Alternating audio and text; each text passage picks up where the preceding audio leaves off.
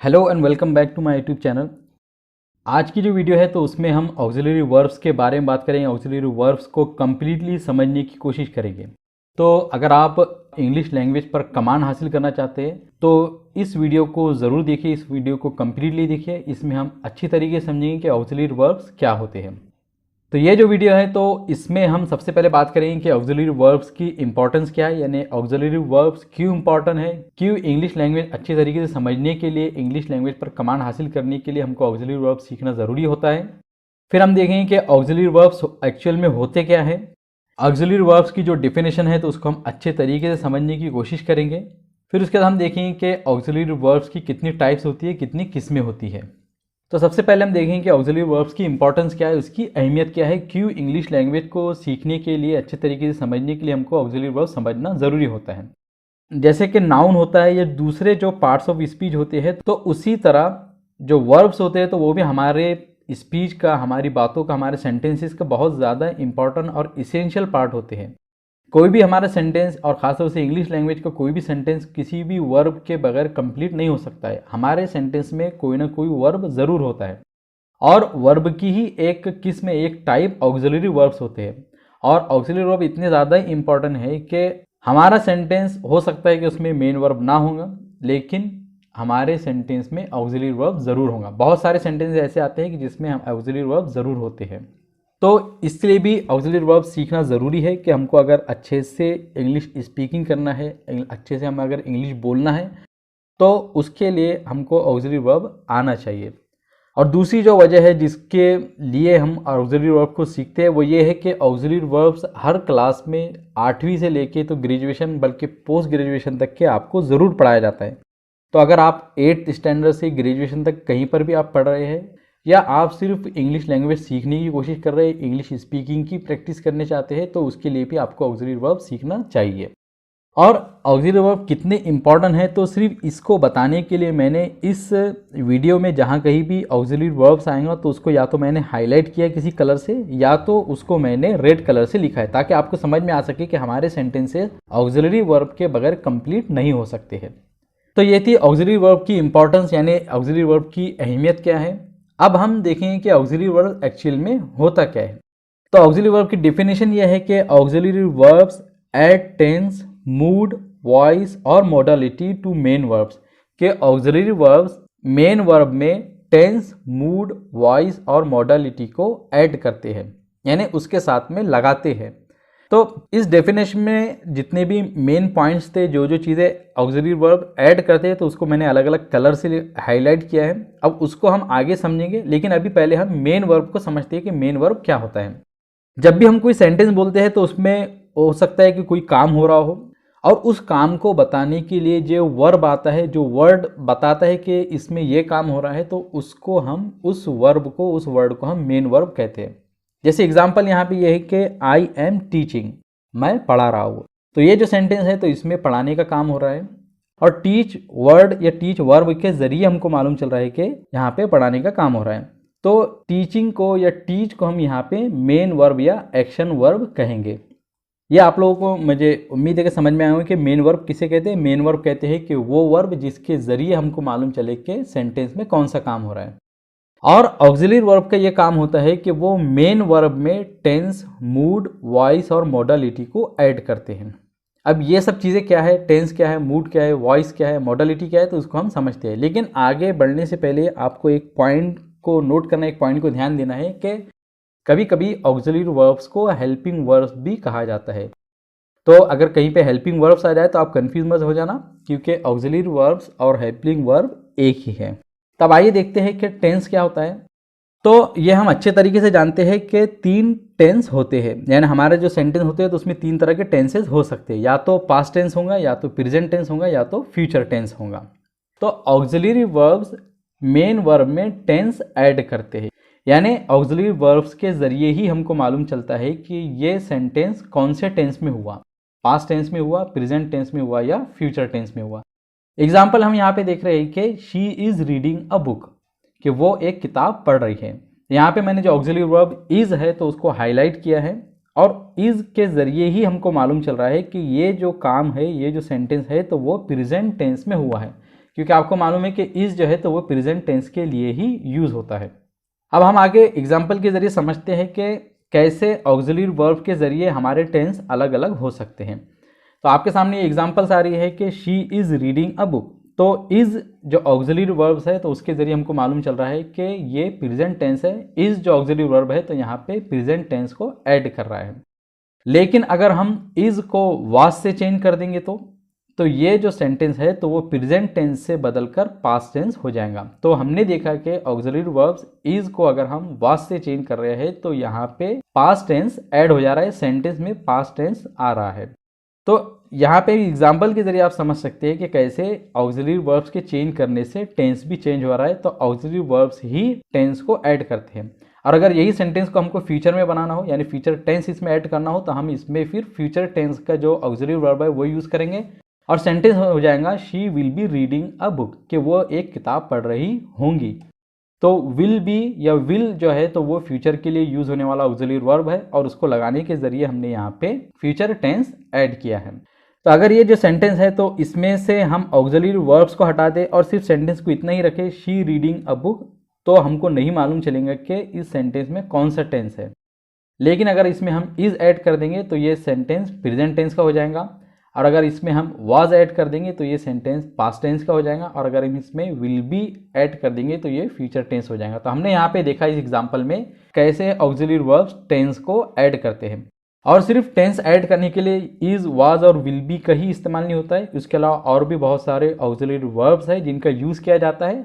इस वीडियो में हम सिर्फ ऑक्सिलरी वर्ब्स को समझ रहे हैं। ऑक्सिलरी वर्ब्स के यूजेज क्या है तो उसके लिए मैं अलग वीडियो बनाने वाला हूँ। हर ऑक्सिलरी वर्ब्स को हम देखेंगे।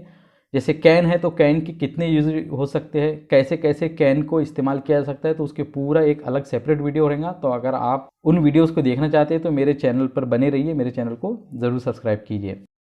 अगला जो पॉइंट है जो ऑक्सिलरी वर्ब मेन वर्ब में ऐड करते हैं वो है मूड। मूड क्या होता है तो यहाँ पे लिखा है कि there are different types of sentences. हमारे जो सेंटेंस हैं तो वो अलग अलग टाइप के होते हैं। अब वो टाइप्स कौन कौन से हैं तो फर्स्ट है पॉजिटिव या असर्टिव। पॉजिटिव या असर्टिव सेंटेंस वो सेंटेंस होता है जिसमें कि हम कोई एक बात बताते हैं, कोई इन्फॉर्मेशन देते हैं। यानी एक पॉजिटिव सेंटेंस होता है जिसमें हम कोई इन्फॉर्मेशन सामने वाले को दे रहे होते हैं। दूसरा जो सेंटेंस होता है तो वो है नेगेटिव। नेगेटिव सेंटेंस क्या होता है जिसमें हम किसी चीज़ का इनकार करते हैं, किसी चीज़ को नकारते हैं, डिनाई कर देते हैं। तो ऐसे सेंटेंस में हम नो नॉट का यूज़ करते हैं और इसको हम नेगेटिव सेंटेंस कहते हैं। सेंटेंस की जो तीसरी टाइप्स है तो वो है इंट्रोगेटिव सेंटेंस। तो इंट्रोगेटिव सेंटेंस क्या होता है जिसमें हम कोई इन्फॉर्मेशन पूछते हैं, कोई सवाल पूछते हैं। तो इंट्रोगेटिव सेंटेंस में हम इंट्रोगेशन करते हैं, कोई सवाल पूछते हैं। और फोर्थ जो सेंटेंस की टाइप है वो है इम्पेरेटिव या कमांड। यानी इस सेंटेंस में हम कोई कमांड देते हैं, कोई हुक्म देते हैं या आदेश देते हैं। तो ये जो अलग अलग सेंटेंस की टाइप है तो इसी को हम मूड कहते हैं। यानी सेंटेंस का या तो पॉजिटिव मूड होगा, या तो नेगेटिव मूड होगा, या तो इंट्रोगेटिव मूड होगा, या तो इम्पेरेटिव या कमांड होगा। तो auxiliary verbs are used to express different types of moods. यानी ऑक्सिलरी वर्ब्स के जरिए ही हम सेंटेंस के मूड को बता सकते हैं, सेंटेंस में मूड को एक्सप्रेस कर सकते हैं। यानी हम ऑक्सिलरी वर्ब्स के जरिए ही बता सकते हैं कि ये सेंटेंस पॉजिटिव है, नेगेटिव है, इंट्रोगेटिव है या इम्पेरेटिव है। या सेंटेंस को हमको पॉजिटिव से नेगेटिव चेंज करना है, इंट्रोगेटिव में चेंज करना है या कमांड में चेंज करना है, तो उसके लिए हमको ऑक्सिलरी वर्ब्स ही यूज़ करना होता है। अब आइए हम इसको एग्जाम्पल्स के जरिए समझते हैं कि कैसे सेंटेंस पॉजिटिव, नेगेटिव, इंट्रोगेटिव और इम्पेरेटिव होते हैं और कैसे हम ऑक्सिलरी वर्ब्स के जरिए उसको चेंज कर सकते हैं।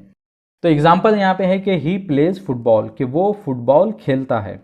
तो ये सेंटेंस जो है तो इसमें हम एक इन्फॉर्मेशन दे रहे हैं, एक बात बता रहे हैं कि वो फुटबॉल खेलता है।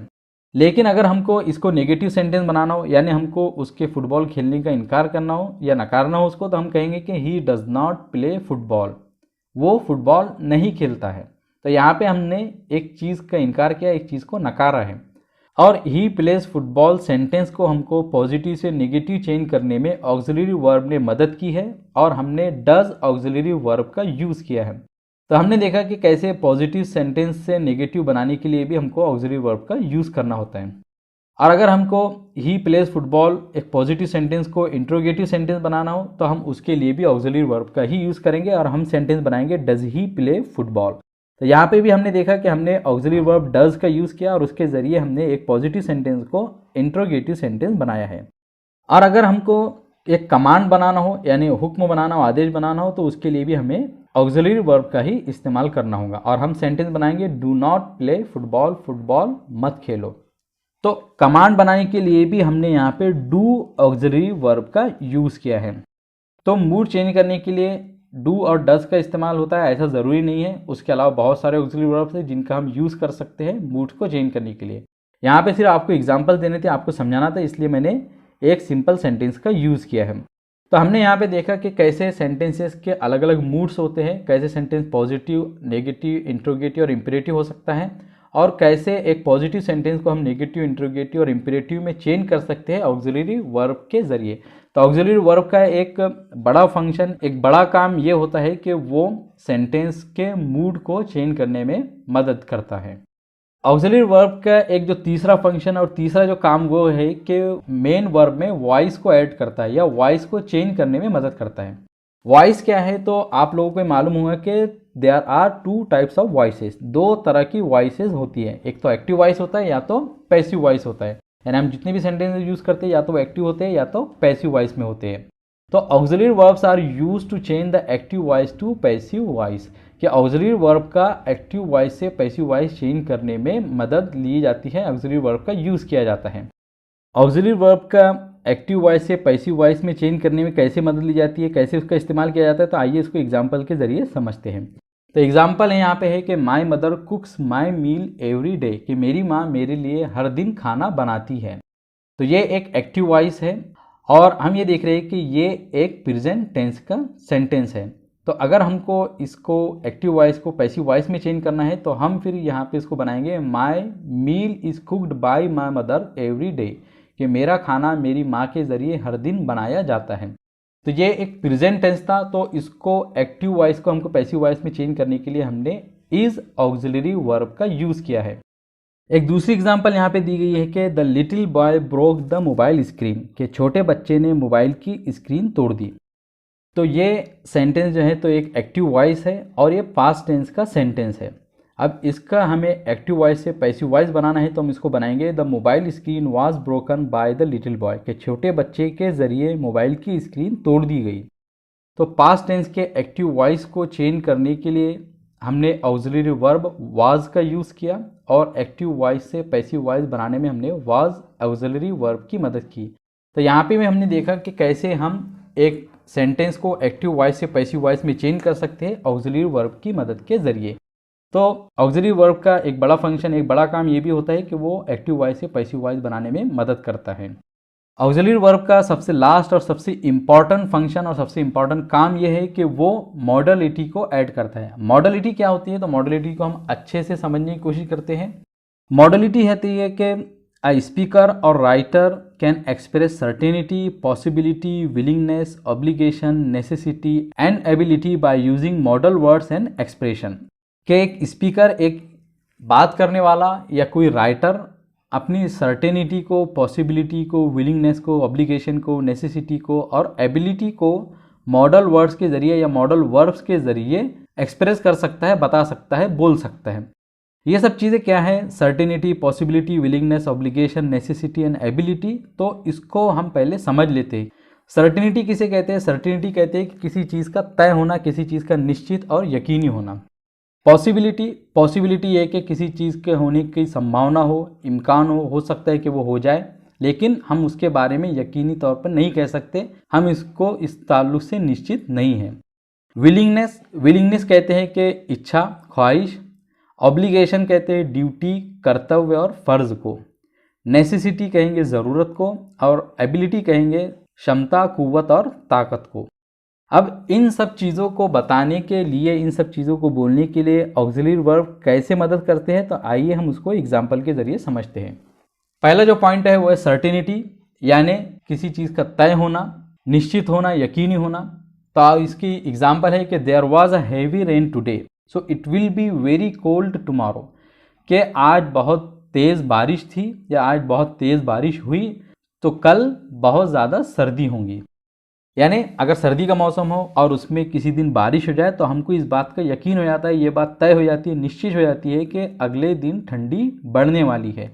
तो हमने यहाँ पे किसी चीज़ के निश्चित होना, तय होने को बताने के लिए ऑक्सिलरी वर्ब विल का यूज़ किया है कि कल होगा, यानी ऐसा होना तय है।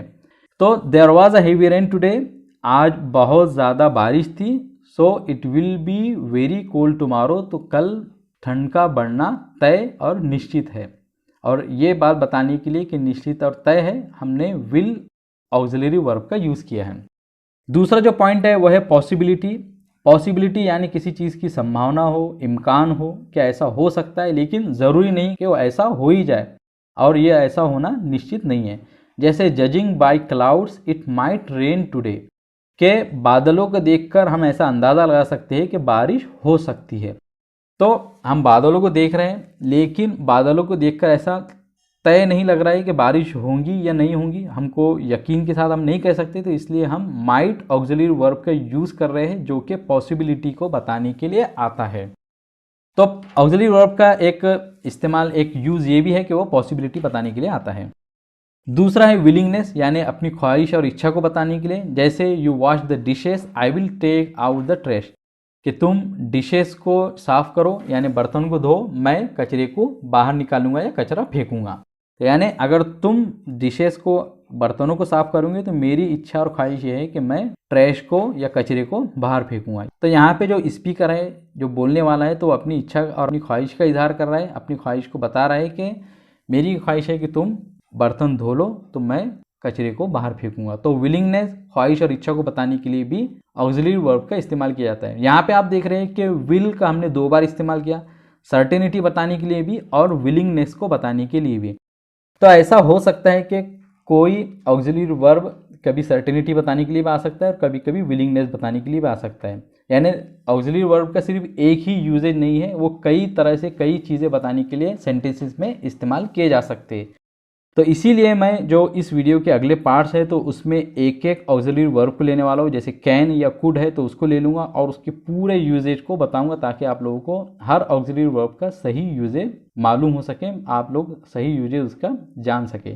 तो इसलिए अगर आप ऑक्सिलरी वर्ब को अच्छे से सीखना चाहते हैं, इंग्लिश लैंग्वेज पे कमांड हासिल करना चाहते हैं, इंग्लिश स्पीकिंग अच्छी करना चाहते हैं, तो मेरे चैनल को ज़रूर सब्सक्राइब कीजिए और अगली वीडियोज़ को ज़रूर देखिए।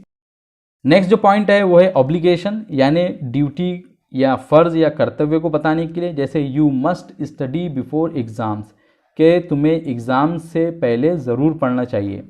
तो यहाँ पे जो मस्ट है या मस्ट ऑक्सिलरी वर्ब है, तो वो ये बताने के लिए आ रहा है कि एग्ज़ाम से पहले पढ़ना तुम्हारी ड्यूटी और फ़र्ज़ और कर्तव्य है। नेसेसिटी यानी फ़र्ज़ या कर्तव्य, और इसकी एग्जांपल है कि you have to finish this job before evening, कि तुम्हें ये काम शाम से पहले ख़त्म कर लेना चाहिए। तो यहाँ पे हम बता रहे हैं कि इस बात की ज़रूरत है कि तुम्हें ये काम ख़त्म कर लेना है। तो नेसेसिटी बताने के लिए हैव ऑक्सिलरी वर्ब का यूज़ किया जा रहा है। एबिलिटी, एबिलिटी माने ताकत, क्षमता, कुव्वत, यानी अगर हमको ये बताना है कि हमारे अंदर ये ताकत है, कुव्वत है या क्षमता है, सलाहियत है, तो इसको बताने के लिए भी हम ऑक्सिलरी वर्ब का यूज़ करते हैं। जैसे I can easily lift 50 kilos, कि मैं आसानी से 50 किलो उठा सकता हूँ। तो यहाँ पे हम ये बोल रहे हैं कि मेरे अंदर 50 किलो उठाने की सलाहियत, ताकत और क्षमता है, तो इसके लिए हम ऑक्सिलरी वर्ब कैन का यूज़ कर रहे हैं। तो मॉडलिटी में सिर्फ इतने ही पॉइंट्स नहीं है, इसके अलावा और भी बहुत सारे पॉइंट्स हैं जो हम धीरे धीरे करके ऑक्सिलरी वर्ब के यूजेज में समझेंगे। तो बस यहाँ पे मैंने इतने ही पॉइंट्स को इसलिए कवर किया है ताकि आप लोगों को मालूम हो सके कि मॉडलिटी क्या होता है। तो हमने ये देखा कि auxiliary verbs tense, mood, voice और मॉडलिटी मेन वर्ब के साथ में ऐड करते हैं, यानी ऑक्सिलरी वर्ब के ज़रिए ही हम टेंस, मूड, वॉइस और मॉडलिटी को बता सकते हैं।